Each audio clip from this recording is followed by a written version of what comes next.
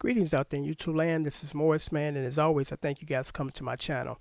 And today I'm going to do another short video, and it's entitled My Tabbing Journey.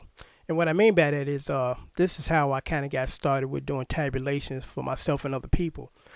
I'm like most people. I went to music teachers to teach me the stuff that I heard off the radio. They got me excited and I wanted to learn how to play it. And like with most, I was told this. Well, in order to play the stuff off the radio, you're going to have to take a whole year and play stuff like Mary Had a Little Lamb, When the Saints Go Marching In. And I'm saying to myself, when am I ever going to use those songs? And why do I need to learn those songs to learn those songs? So quickly I started to realize that that wasn't true. And it wasn't that the music teachers were trying to scam you or, get your money. They just were taught that way to teach you that way. But there's a much easier way to learn.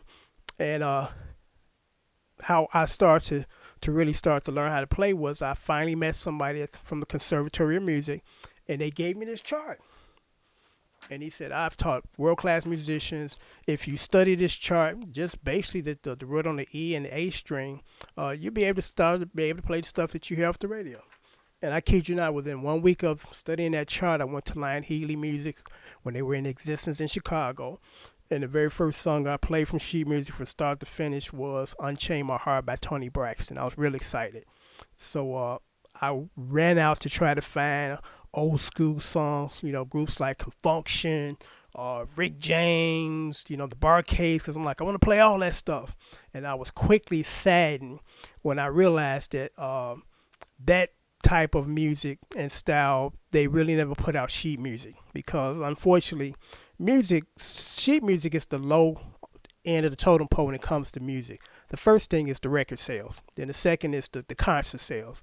Third and fourth somewhere is the sheet music, which is actually kind of interesting because maybe 70 years ago it was just the opposite. It was sheet music first back in the 20s, and then it was playing, or should I say it was the other things. But sheet music was the number one priority over sales of recordings, because the phonograph was still kind of new at that point, but they've had sheet music around for hundreds of years.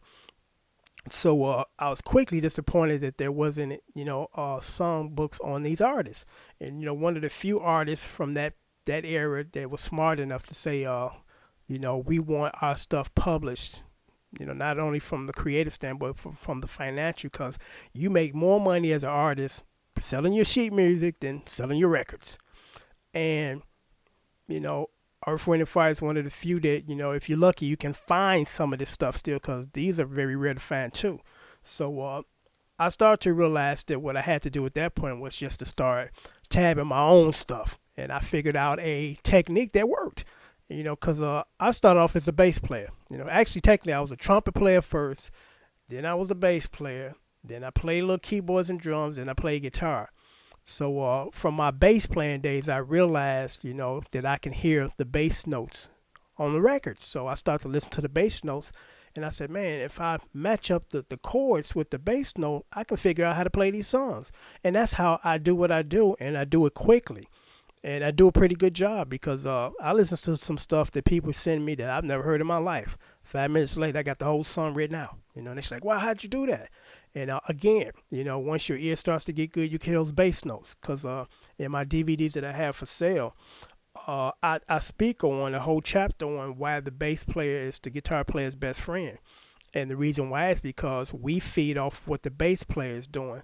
If I can listen to a composition and listen to the bass line kind of isolated in my head, which I can kind of do, I can start mapping out what the bass notes are, and then I can figure out from there the chords. In most cases, the chords are only like either one of these five. It's either a major chord, minor chord, seventh chord, minor seven, suspended fourth, or major seven. In most cases, over 90% of when you match up those notes, it's one of those five chords. Sometimes you hear diminished chords, but trust me, when you hear those, you know what they are, because they're totally different sounding from the ones I just mentioned. But again, that's how I'm able to do what I do. And it doesn't require me having to know theory. I know theory, I can read, but it's like it's something I really don't need to apply, because if you know the chords to the song, that's all you need to know. There's no reason at that point to know what key you're in. But here's the trick to knowing that for people that just need to know it. the very first chord you play in the song, 99.9% of the time, it tells you the key. So if the first chord you're playing is a G major, the key is G major. If it's the first chord you're playing is a D minor 7, in most cases the key is in D minor. So it's just that simple, but it's really not necessary. Because there's some people that they say that they need it because they're on stage and they trying to become super improvisative, or that ain't even the word, improvising. And it's like most professionals do not go out there without a safety net. We don't go out there and just start, we're going to try to do this. If we haven't practiced it, we ain't doing it. Plain and simple, because nobody wants to get embarrassed out there because they decide they want to try something, do something totally different, new, spontaneous. And there's some cats that can pull that off. Back in the jazz era in the 40s and the 50s, those guys did it all day long. But guess what? The whole concept is jazz. It's designed around that concept, meaning that if you know what key you're in, which means you know what chords you're playing and what individual notes, you can play all day long and don't fall out of key. But that's usually contained to jazz. It's not contained to R&B or funk. Unless again you're trying to be avant-garde and do something different and new. And guess what? The audience just wants something plain and simple. They don't want no super Beethoven written piece. It's like, just give us something to dance to or feel good about or cry over. Simple as that. Your audiences basically have simple needs, but it's the ego of some musicians that want to try to go out there and do some stuff that the audience ain't trying to hear, and it's going over their head. And it's like, you have to remember who you're playing for. Are you playing for yourself, or are you playing for an audience that paid to see you? So a lot of times we put in too much stuff that's not necessary. It goes over people's heads, and it doesn't get put out there in a manner that people absorb it positively. Because even with big artists, when you have got a bunch of hits under your belt, and everybody knows the hits because they've heard the songs on the radio and hear you play them in concert, you have to slowly sneak in the original stuff that hasn't been released yet, because guess what? They haven't been conditioned to like it yet. Because here's a good example, and then I'm going to sign off.